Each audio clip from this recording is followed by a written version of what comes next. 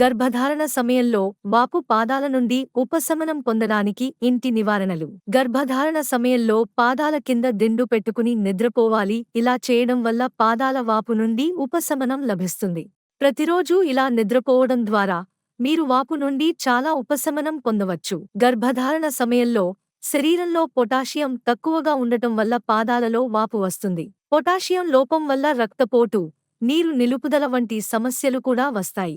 వీటిని నివారించడానికి బంగాళాదుంపలు, అరటిపండ్లు, దానిమ్మలు, పిస్తా పప్పులు వంటి పొటాషియం అధికంగా ఉండే ఆహారాన్ని తీసుకోవాలి. శరీరంలో ఎలాంటి వాపులు రాకుండా ఉండటానికి మిమ్మల్ని మీరు హైడ్రేటెడ్గా ఉంచుకోండి.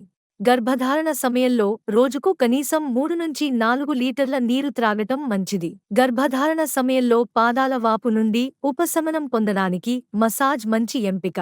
మసాజ్ కోసం మీరు ఆవ నూనె, కొబ్బరి నూనె లేదా ఆలివ్ నూనెను ఉపయోగించవచ్చు. రోజుకు 2-3 సార్లు మసాజ్ చేయడం వల్ల త్వరగా ఉపశమనం లభిస్తుంది.